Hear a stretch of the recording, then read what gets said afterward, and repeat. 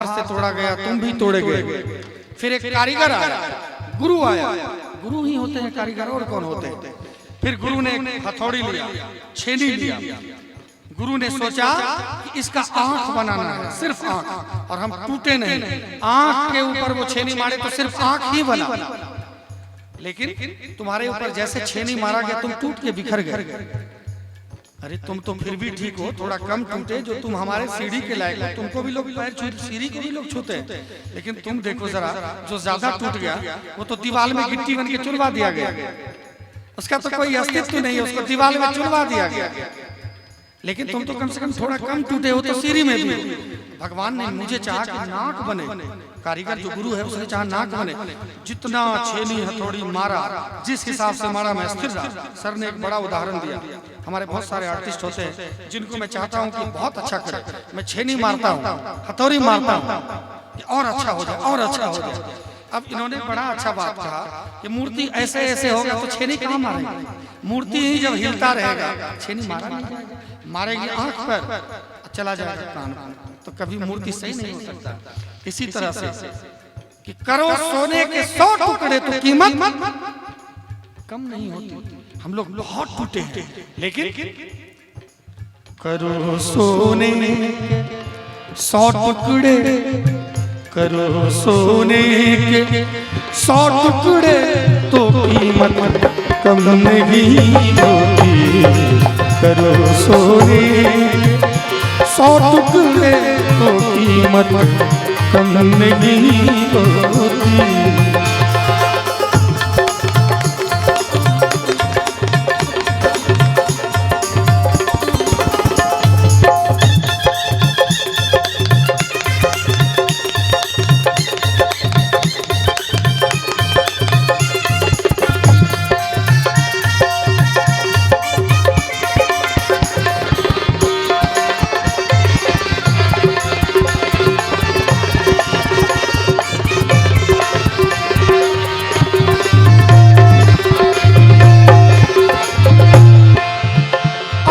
पाना है मंजिल तो तुम्हें चलना जरूरी है। अगर पाना है मंजिल तो, जैसे मैम डॉक्टर हैं तो बहुत कठिन पढ़ाई होगी आपकी, तब जाके हम लोग तो धमकी ही देते हैं। किसी को रास्ते में लड़ाई होती है, मार के दांत तोड़ देंगे, तो रोज तोड़ते हैं। इतना बड़ा सौभाग्य आपका है कि नहीं।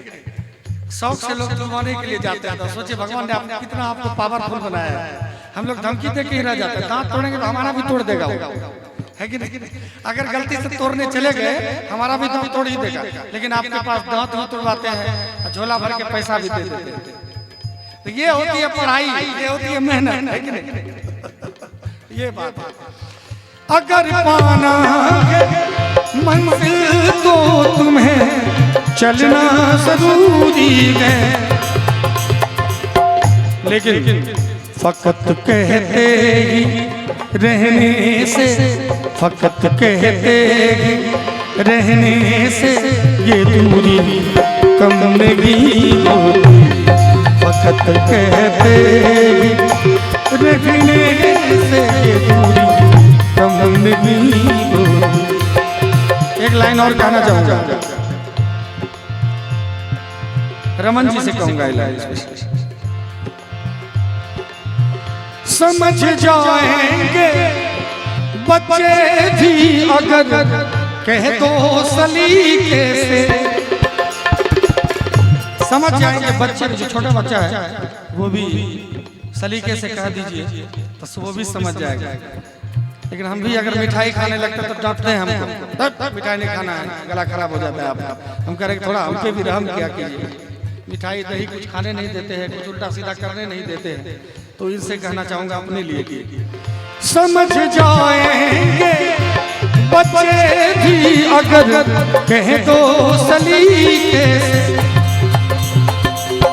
लेकिन फकत रपट ही देने से,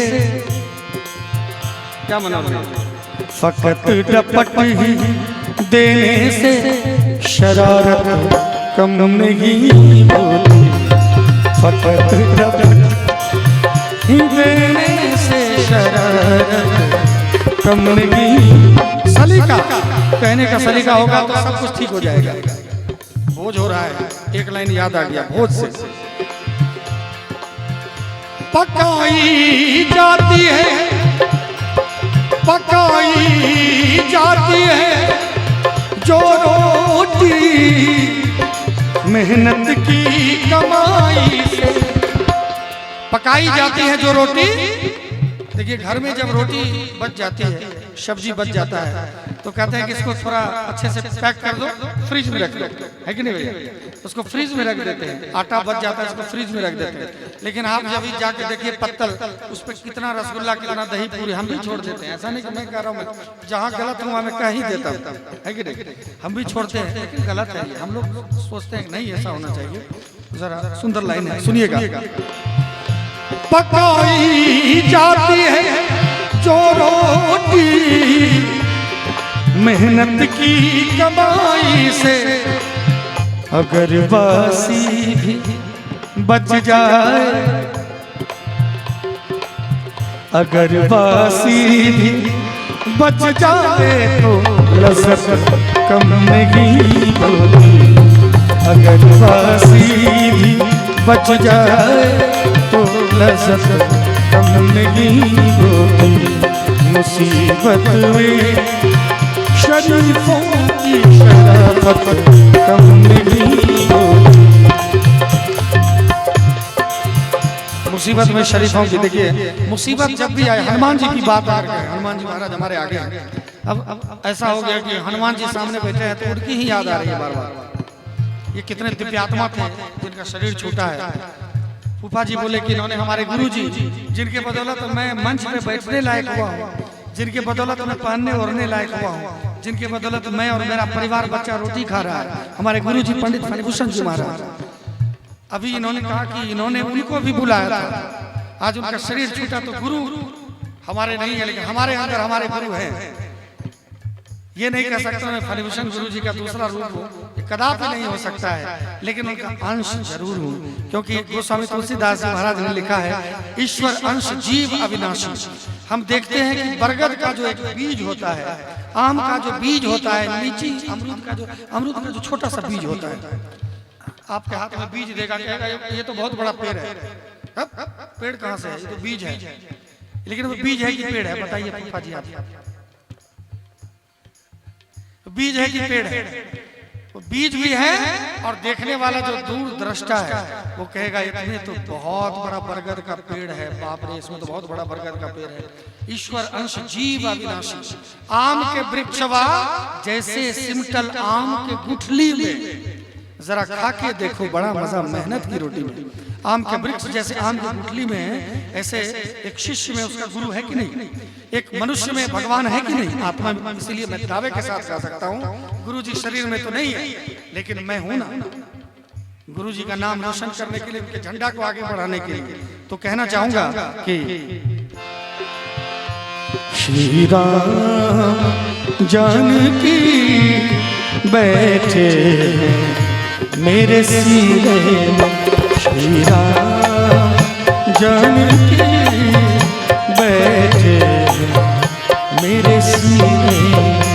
देख लो मेरे दिल के नगीने में, देख लो मेरे दिल के नगीने में, श्री राम जानकी बैठे मेरे सीने में, श्री राम जानकी बैठे मेरे सीने में।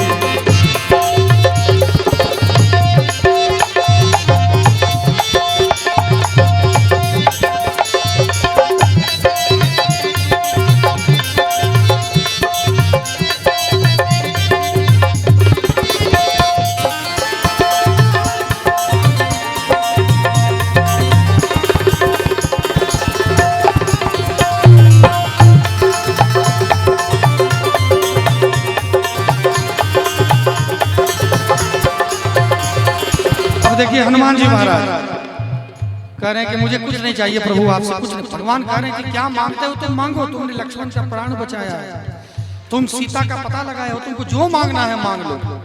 लेकिन हनुमान जी महाराज के नहीं प्रभु, मुझको कीर्ति न वैभव न यश चाहिए, राम के नाम का मुझको रस चाहिए। मुझको कीर्ति न वैभव न यश चाहिए, राम के नाम का मुझको रस चाहिए। सुख मिले वो सुख मिले ऐसे अमृत को पीने में, सुख मिले ऐसे अमृत को पीने में। श्री राम जानकी बैठे मेरे सीने में, श्री राम जानकी बैठे मेरे सीने में।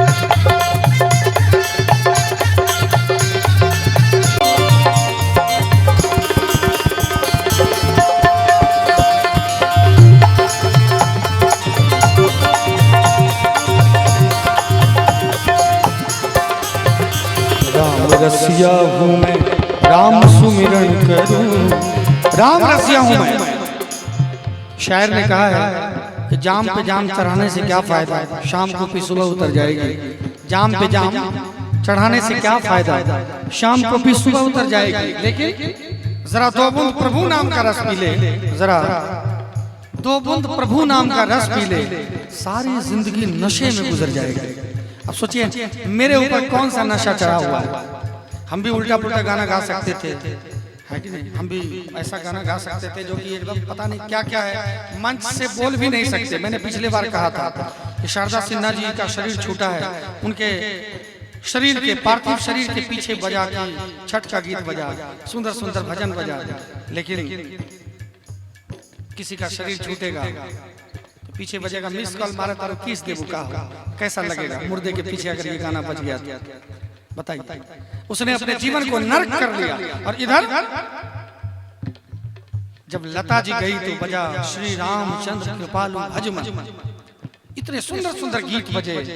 जब शारदा जी गई तो कांच ही बांस के बहंगिया बहंगी लचकत जाए, और उसी दिन छठ मैया अपने शरण में ले ली। ये होता है प्रभाव, ये होता है असर। इसको कहते हैं ईश्वर के होने का प्रमाण। लता जी तभी शरीर छोड़ी जब सरस्वती पूजा का दिन था, बसंत पंचमी का दिन था। और शारदा जी ने तभी शरीर छोड़ी जब छठ पर्व का दिन था। ये असर होता है। मुझे भी गौरव है अपने आप पे, जब मैं शरीर छोड़ूंगा तो हमारे जो बच्चे हैं, हमारे जो चाहने वाले हैं, हमारे पार्थिव शरीर के पीछे बजाएंगे कि मुझे दास बना के रख लेना भगवान, तो अपने चरणों में मेरा उद्धार होगा।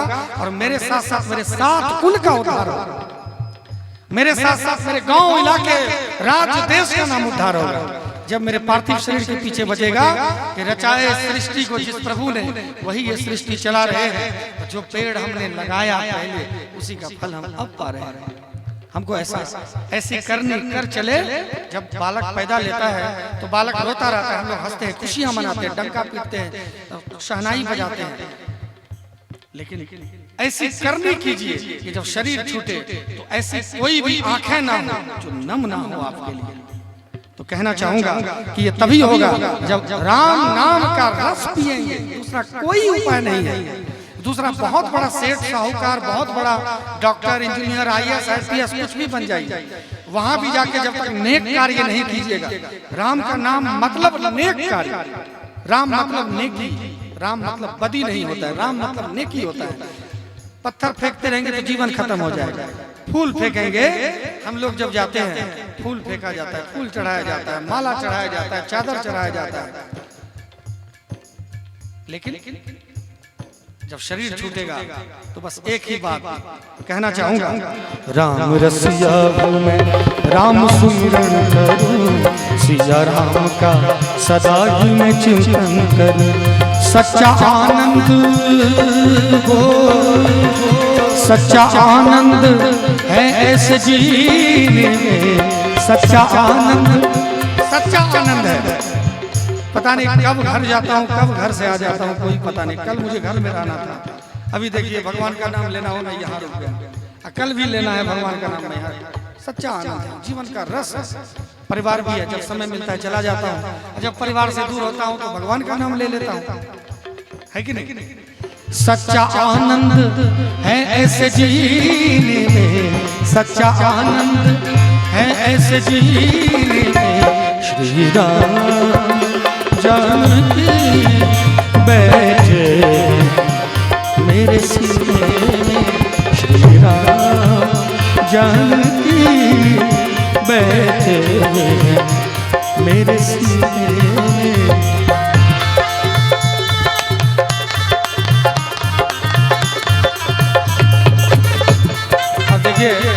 मैं तो बीच बीच में अपना बीपी कम कर लेता हूँ, आप जानिए आपका काम जाने कम करिए कि नहीं, है कि नहीं? एक बार बीपी कम कर लीजिए आप लोग, दोनों हाथों तक।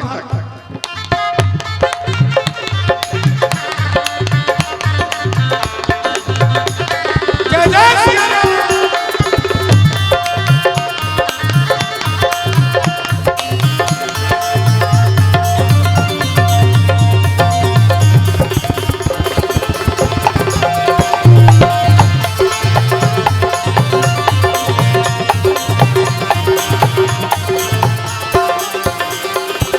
सीना है सबको ये दिखला दिया, भक्ति में मस्ती है सबको बतला दिया।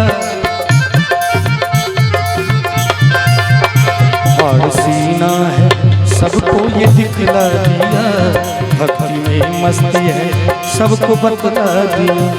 कोई मस्ती वो कोई मस्ती ना सागर कुमीने में, कोई मस्ती ना सागर कुमीने में। श्री राम जान बैठे मेरे सीने में, श्री राम जान बैठे मेरे सीने में। श्री राम जान बैठे मेरे सीने में, बैठे मेरे सीने बैठे मेरे सीने में। बोलो श्याम रामचंद्र भगवान की। देखिए 12